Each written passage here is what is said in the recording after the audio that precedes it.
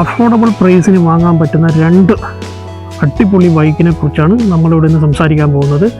Law മെയിൻ്റെനൻസും അത്യാവശ്യം city റൈഡിനും അത്യാവശ്യം long റൈഡിനും പോകാൻ പറ്റുന്ന ഒരു ഫാമിലിക്കും ഒരു മിഡിൽ ക്ലാസ് പീപ്പിൾക്കും മേടിക്കാൻ പറ്റുന്ന ഏറ്റവും നല്ല രണ്ട് വണ്ടികളെ കുറിച്ചാണ് നമ്മളിവിടെ സംസാരിക്കാൻ പോകുന്നത്. Welcome to my channel road mead. പോകാം നമുക്ക് വീഡിയോയിലേക്ക്. ഒരു സാധാരണക്കാരായ നമ്മൾ ഒരു ബൈക്ക് മേടിക്കാൻ പോകുമ്പോൾ എന്തൊക്കെയാണ് നമ്മൾ നോക്കാറ്? നല്ല മൈലേജ്, പിന്നെ അത്യാവശ്യം നമുക്ക് സിറ്റി റൈഡിന് യൂസ് ആകണം, അത്യാവശ്യം ലോങ് റൈഡ് പോകാൻ പറ്റണം, സോ അറ്റ്ലീസ്റ്റ് ഒരു 100-120 സ്പീഡിൽ ക്രോസ് ചെയ്യാൻ പറ്റണം. സോ ഇതൊക്കെയാണ്. അല്ലെങ്കിൽ ലോ മെയിൻറ്റെയിൻ ആയിരിക്കണം, ഒരുപാട് കംപ്ലൈൻ്റ് ഒന്നും വരാതിരിക്കണം. ഇതൊക്കെ ആയിരിക്കുമല്ലോ നമ്മുടെ നോർമലായിട്ട് നമ്മൾ പ്രിഫർ ചെയ്യാം.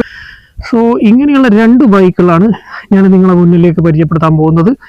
ഒന്നാമത്തെ bike Pulsar 150, one of the best vehicle എന്ന് വേണം പറയാൻ. കാരണം ഞാനതൊരു 8 വർഷം യൂസ് ചെയ്തിട്ടുണ്ട്. ആ വണ്ടി ഒരു രക്ഷയില്ലാത്ത ബൈക്കാണ്. ഈ 8 വർഷം ഞാൻ യൂസ് ചെയ്തിട്ട് എനിക്ക് ഒരു മേജർ കംപ്ലൈൻറ്റ് പോലും എനിക്ക് ഇതുവരെ ആ വണ്ടിയിൽ നിന്ന് കിട്ടിയിട്ടില്ല. പൾസർ 150ക്ക് ഒരു മേജർ കംപ്ലൈൻറ്റ് പോലും. കറക്റ്റായിട്ട് 8 വർഷം ഞാൻ യൂസ് ചെയ്തിട്ടുണ്ട്. 1,10,000 കിലോമീറ്റർ ഞാൻ ഓടിയിട്ടുണ്ട്. അതുവരെ ഒരു കംപ്ലൈൻറ്റ് കിട്ടിയിട്ടില്ല. ഞാൻ പക്ഷേ കറക്റ്റായിട്ട് സർവീസ് നടത്തും. അതുകൊണ്ട് എനിക്ക് ഒരു കംപ്ലൈൻറ്റും പൾസർ 150ക്ക് കിട്ടിയിട്ടില്ല. ഞാൻ അത്യാവശ്യം ലോങ് റൈഡ് പോയിട്ടുണ്ട്, സിറ്റി റൈഡ് പോയിട്ടുണ്ട്, അത്യാവശ്യം അഡ്വഞ്ചർ റൈഡ് പോയിട്ടുണ്ട്. അങ്ങനെ ഒരുപാട് റൈഡ് ഞാൻ ആ ബൈക്കും കൊണ്ട് പോയിട്ടുണ്ട്. എനിക്ക് ഒരു കംപ്ലൈൻറ്റും ഇതുവരെ ആ വണ്ടിക്ക് കിട്ടിയിട്ടില്ല. സോ ഞാനതിന് 100-100 മാർക്ക് കൊടുക്കും. ഞാൻ ആകെ അതിൻ്റെ സർവീസ് ചാർജ് ആയ 1,300, 1,400 ഇങ്ങനെയുള്ള first service, second service, third service കഴിഞ്ഞിട്ട് പിന്നെ എല്ലാ 3 മാസം കാണുമ്പോഴോ ഇല്ല ഒരു 4,000 കിലോമീറ്റർ കഴിയുമ്പോൾ ഞാനത് കറക്റ്റായിട്ട് സർവീസ് ചെയ്ത് കൊണ്ടുപോകും. സോ അതുകൊണ്ട് എനിക്ക് ആ വണ്ടിക്ക് ഒരു പ്രോബ്ലം എനിക്കിതുവരെ ആ വണ്ടിക്ക് കിട്ടിയിട്ടില്ല. ആകെ എനിക്ക് വന്ന ഒരു 2 പ്രോബ്ലം എന്ന് പറയാൻ, ഒന്ന് നോർമൽ ചെയിൻ സ്പോക്കറ്റ്, അത് കുറേ കിലോമീറ്റർ കഴിയുമ്പം അത് ഓട്ടോമാറ്റിക്കായിട്ട് പോകും. അതിനൊരു 2,000 ആ റേഞ്ച് വരും. പിന്നെ വരാൻ പോകുന്നത് കംപ്ലൈൻറ്റ് പറഞ്ഞു കഴിഞ്ഞാൽ ബ്രേക്ക് ഷൂ, അതൊന്ന് തഴഞ്ഞു പോവുക. അങ്ങനെയില്ല കംപ്ലൈൻ്റ് അല്ലാതെ അല്ലെങ്കിൽ പാച്ച്, അത് വിത്ത് ട്യൂബായിരുന്നു. സോ സംടൈം പാച്ച് ആകുക. ഇങ്ങനെയുള്ള മൈന്യൂട്ട് കംപ്ലൈൻ്റ് അല്ലാതെ ഒരു മേജർ കംപ്ലൈൻറ്റ് പോലും ഇതുവരെ ബജാജ് പൾസർ 150ക്ക് ഞാൻ ഇതുവരെ എനിക്ക് കിട്ടിയിട്ടില്ല.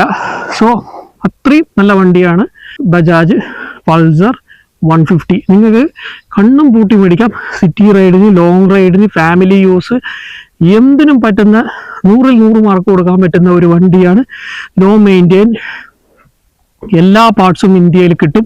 സോ നിങ്ങൾ ഏത് സ്ഥലത്ത് പോയി കഴിഞ്ഞാൽ, ഏത് വർക്ക്ഷോപ്പുകാർ എടുത്തു പോയി കഴിഞ്ഞാലും ഈ വണ്ടിയുടെ സാധനം കിട്ടും. സോ നിങ്ങൾ ഈ വണ്ടിയുടെ പാർട്സ് മാറ്റുമ്പോൾ കറക്റ്റായിട്ട് വർക്ക്ഷോപ്പ് പോയി, അതായത് ഈ ബജാജിൻ്റെ ഷോറൂമിൽ പോയി അവിടുന്ന് പാർട്സ് മേടിച്ചിട്ട് ഫിറ്റ് ചെയ്യുക. കാരണം അപ്പോഴാണ് അതിൻ്റെ ഒറിജിനൽ ക്വാളിറ്റിയിലത് കിട്ടും. സോ 100-100 മാർക്കാണ് ഞാൻ പൾസർ 150 കൊടുക്കുക. കാരണം ഞാൻ 8 വർഷം യൂസ് ചെയ്ത വണ്ടിയാണ്. 100% പെർഫെക്റ്റ് ആയിട്ടുള്ളൊരു വണ്ടിയാണ്.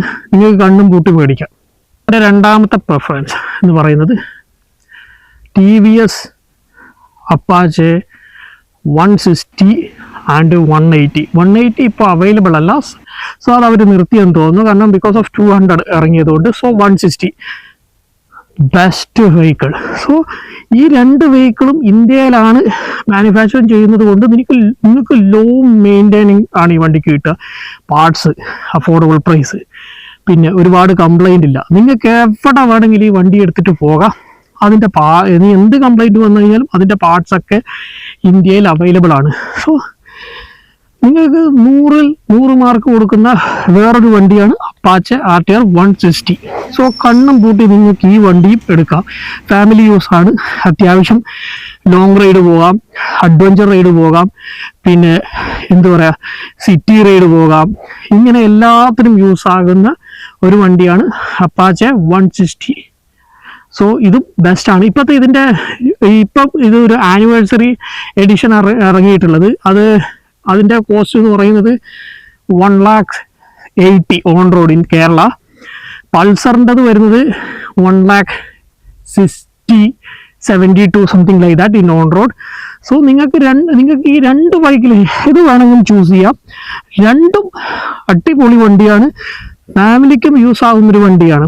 സോ ഇപ്പം ചെറിയ ചെറിയ മാറ്റങ്ങൾ രണ്ട് ബൈക്കിലും വന്നിട്ടുണ്ട്. സോ പിന്നെ ഫ്രണ്ടിലെ ലൈറ്റ് LED മാറിയിട്ടുണ്ട്. പിന്നെ ബാക്കിൽ ഡിസ്ക് ബ്രേക്ക് വന്നിട്ടുണ്ട്. സോ അങ്ങനെയുള്ള ചില മാറ്റങ്ങൾ വന്നിട്ടുണ്ടെങ്കിലും ബാക്കി എല്ലാ പാർട്സും പഴയത് തന്നെയാണ് അവർ യൂസ് ചെയ്തത്. So one of the best ബൈക്കിൽ ഞാൻ പ്രിഫർ ചെയ്യുന്ന രണ്ട് ബൈക്കാണ്. കാരണം ഈ അപ്പാച്ചിയും എൻ്റെ ഫ്രണ്ടിൻ്റെ കയ്യിലുണ്ടായിരുന്നു. ഞാനും അതൊരു 2-2.5 വർഷത്തോളം യൂസ് ചെയ്തൊരു വണ്ടിയാണ്. അത് ഞാൻ 180 ആണ് യൂസ് ചെയ്തത്. സോ 180 യൂസ് ചെയ്തതും 160യും സെയിം ആണ്. അതിന് ചെറിയൊരു ഒരു വേരിയേഷൻ ഉണ്ടെന്നേ ഉള്ളൂ. പക്ഷേ മെക്കാനിസം എവറിഥിങ് സെയിം ആണ്. സോ നിങ്ങൾക്ക് കണ്ണും പൂട്ടി മേടിക്കാം. ഇത് 100% ഞാൻ പറയുന്നതാണ്. നിങ്ങൾക്ക് ഒരു ബഡ്ജറ്റ് ഫ്രണ്ട്ലി ബൈക്കാണ് വേണ്ടത്, കുറേ നാളും നിൽക്കണം, ഒരു ഫാമിലി യൂസ് ആകണം വണ്ടി, പിന്നെ അത്യാവശ്യം ലോങ് റൈഡ് പോകണം, നിങ്ങൾക്കൊരു ഇന്ത്യൻ ട്രിപ്പ് അടിക്കാൻ പോലും ഈ രണ്ട് വെഹിക്കിളും നിങ്ങൾക്ക് പറ്റും. ഞാൻ ഈ പറയാൻ പോകുന്ന കുറച്ച് കാര്യങ്ങൾ മാത്രം നിങ്ങൾ നോട്ട് ചെയ്യുക. ഒരു ബൈക്ക് മേടിക്കുമ്പോൾ അത് കറക്റ്റായിട്ട് മെയിൻറ്റെയിൻ ചെയ്യുക. ഫസ്റ്റ് സർവീസ് ചെയ്യുക, സെക്കൻഡ് സർവീസ് ചെയ്യുക, തേർഡ് സർവീസ് ചെയ്യുക. ഈ 3 സർവീസും കഴിഞ്ഞാൽ പിന്നെ നിങ്ങൾ നോക്കേണ്ടത് എങ്ങനെ ഞാൻ കറക്റ്റായിട്ട് മെയിൻറ്റെയിൻ ചെയ്യാം. നിങ്ങളൊരു ഇത്ര കിലോമീറ്റർ അനുസരിച്ച് അതിൻ്റെ ഓയിൽ കറക്റ്റായിട്ട് മെയിൻറ്റെയിൻ ചെയ്ത് പോകുക. അതായത് ഒരു 4000 കിലോമീറ്റർ കഴിയുമ്പോൾ ഓയിൽ ചേഞ്ച് ചെയ്യുക. ഇല്ലെങ്കിൽ 4000 കിലോമീറ്റർ കഴിഞ്ഞാൽ ഒരു 3-4 മാസം കഴിയുമ്പോൾ ഓയിൽ ചേഞ്ച് ചെയ്യുക. ഓയിലിന് മാക്സിമം ഒരു 800 രൂപ അത്രേ വരത്തുള്ളൂ. ഇത് തന്നെ നിങ്ങൾ കറക്റ്റായിട്ട് മെയിൻറ്റെയിൻ ചെയ്ത് കഴിഞ്ഞാൽ പിന്നെ എഞ്ചിന് ഒരു പണിയും കിട്ടൂല, കറക്റ്റായിട്ട് പോകും. പിന്നെയുള്ളത് ചെയിനിൽ കറക്റ്റായിട്ട് ലൂബ് അടിക്കുക, ഇല്ലെങ്കിൽ ഓയിൽ അടിക്കുക. ഇതൊക്കെ നിങ്ങൾ കറക്റ്റായിട്ട് മെയിൻറ്റെയിൻ ചെയ്തപ്പോൾ ചെയിനിൽ കറക്റ്റായിട്ട് ലൂബ് അടിച്ച് കഴിഞ്ഞാൽ അത് കറക്റ്റായിട്ടൊരു എങ്ങനെ പോയി 10-20 കിലോമീറ്ററോ ഇല്ലെങ്കിൽ ഒരു 25,000 കിലോമീറ്ററോ നിങ്ങൾക്ക് തരും. ചെയിൻ സോക്കറ്റ് മാറ്റേണ്ട വരില്ല. സോ അങ്ങനെയുള്ള മൈന്യൂട്ട് കാര്യങ്ങൾ നിങ്ങൾ നോക്കുക. സോ ഇങ്ങനെയുള്ള മൈന്യൂട്ട് കാര്യങ്ങൾ നോക്കിക്കഴിഞ്ഞാൽ തന്നെ ബൈക്ക് എപ്പോഴും നിങ്ങളുടെ കൂട്ടത്തിൽ ഒരു കുഴപ്പമില്ലാതെ നിൽക്കും. അല്ലാതെ ബൈക്ക് ചുമ്മാ മേടിച്ചിട്ടിട്ട് ഓക്കെ ഫസ്റ്റ് സർവീസും സെക്കൻഡ് സർവീസും തേർഡ് സർവീസും കഴിഞ്ഞല്ലോ, ഇനിയിപ്പോൾ സർവീസൊന്നും ഫ്രീ ഇല്ല, അതവിടെ കിടക്കട്ടെ എന്നെല്ലാം പറഞ്ഞ് ചുമ്മാ അത് വെയിലത്തും മഴയത്തെല്ലാം ചുമ്മാ കൊണ്ടിട്ട് കഴിഞ്ഞാൽ ഞാൻ പറയാം ഒരിക്കലും ബൈക്കിന് ലൈഫ് കിട്ടില്ല. ബൈക്ക് എപ്പോഴും നിങ്ങൾ മെയിൻറ്റെയിൻ ചെയ്യുന്ന പോലെയാണ് ബൈക്ക്. അല്ലാതെ നിങ്ങൾ ചുമ്മാ അത് മേടിച്ചിട്ടിട്ട് ഒരു മെയിൻറ്റെയിൻ ചെയ്യാതെ കൊണ്ട് നടന്നിട്ട് എനിക്ക് എൻ്റെ വണ്ടിക്ക് ഇങ്ങനെ കംപ്ലൈൻറ്റ് വന്നു എന്ന് പറയുന്നതിനകത്ത് അർത്ഥമില്ല. നമ്മളൊരു ബൈക്ക് മേടിച്ച് ഫസ്റ്റ് സെക്കൻഡും തേർഡും സർവീസ് കഴിഞ്ഞതിന് ശേഷം പിന്നെ നിങ്ങൾ ഡിസൈഡ് ചെയ്യുക, ഓക്കെ ഇത്ര മാസം കഴിയുമ്പം ഓയിൽ ചേഞ്ച് ചെയ്യണം, ഇല്ലെങ്കിൽ ഇത്ര മാസം കഴിയുമ്പം എനിക്ക് എന്താ ചെയ്യുക, ഇത്ര കിലോമീറ്റർ കഴിയുമ്പോൾ എനിക്ക് ഓയിൽ ചേഞ്ച് ചെയ്യണം. ഓയിൽ ചേഞ്ചിങ് കറക്റ്റായിട്ട് ചെയ്യുക, കറക്റ്റായിട്ട് ബ്രേക്ക് ഷൂ ചെക്ക് ചെയ്യുക. ബ്രേക്ക് പാഡ് കറക്റ്റായിട്ട് ചെക്ക് ചെയ്ത് കഴിഞ്ഞാൽ തന്നെ ബ്രേക്ക് ഡിസ്ക് അതായത് ഡിസ്കിന് നല്ലതായിരിക്കും. സോ പിന്നെ നമുക്ക് ഡിസ്ക് മാറ്റേണ്ട ആവശ്യമില്ല. ഇല്ലെങ്കിൽ ബ്രേക്ക് പാഡ് തഴഞ്ഞ് കഴിഞ്ഞ് അവസാനം അത് ഡിസ്കിനെ എഫക്റ്റ് ചെയ്യും. സോ ഇങ്ങനെയുള്ള മൈന്യൂട്ട് കാര്യങ്ങളൊക്കെ നിങ്ങൾ കറക്റ്റായിട്ട് നോക്കുക. ഇങ്ങനെയുള്ള ചെറിയ ചെറിയ സർവീസുകളും ചെയ്ത് കഴിഞ്ഞാൽ നിങ്ങൾക്ക് ഈ രണ്ട് വെഹിക്കിളും ഒരു 1,10,000 കിലോമീറ്റർ പെർഫെക്റ്റ് ആയിട്ട് ഈ രണ്ട് വെഹിക്കിളും നിങ്ങൾക്ക് കൊണ്ടുപോകാൻ പറ്റും. മാക്സിമം ഒരു 5-6 വർഷത്തേക്കൊന്നും ഒരു കംപ്ലൈൻറ്റ് വണ്ടിക്ക് ഉണ്ടാവില്ല. എൻ്റെ പൾസർ 150ക്ക് കംപ്ലൈൻറ്റ് വന്നത് അത് 1,00,000 കിലോമീറ്റർ കഴിയുമ്പം എൻജിന് ചെറിയൊരു കംപ്ലൈൻറ്റ് വന്നപ്പോൾ ഞാനത് കൊണ്ടുപോയിട്ട് കറക്റ്റായിട്ട് ചെയ്തു. അതിനെനിക്കൊരു 8,000 രൂപ 6,000 രൂപ എൻജിൻ ആ പാർട്സിനും പിന്നെ 2,000 രൂപ സർവീസ് ചാർജും കൂടെ ആയിട്ട് എനിക്ക് വന്നത് 8,000 രൂപയാണ്. നമ്മൾ മേടിക്കുന്ന വണ്ടി നമ്മുടെ ഒരു സ്വത്ത് എന്ന നിലയിൽ അതിനെ നല്ല രീതിയിൽ നോക്കുക. നിങ്ങളുടെ കൂട്ടത്തിൽ തന്നെ ആ വണ്ടി ലൈഫ് ലോങ് ഉണ്ടാവും. എന്നും അതിനെ മെയിൻറ്റെയിൻ ചെയ്യുന്ന പോലെയാണ്. ഈ രണ്ട് വെഹിക്കിളുമാണ് ഞാൻ നിങ്ങളുടെ മുന്നിലേക്ക് പ്രസൻറ്റ് ചെയ്തത്. Pulsar 150, Apache 160. ഇത് രണ്ടും അടിപൊളി വണ്ടിയാണ്. ഫാമിലിക്കും പിന്നെ ഒരു ലോങ് റൈഡ് പോകുന്നവർക്കും ഒരു ഷോർട്ട് റൈഡ് പോകുന്നവർക്കും സിറ്റി റൈഡിനും ഇനി അത്യാവശ്യം അഡ്വഞ്ചറായിട്ട് പോകാനും ഈ വെഹിക്കിൾ മതി നിങ്ങൾക്ക്. അഫോർഡബിൾ പ്രൈസിൽ, അഫോർഡബിൾ മെയിൻറ്റെയിനിങ്സിൽ, പിന്നെ സ്പെയർ പാർട്സിന് വില കുറവ്.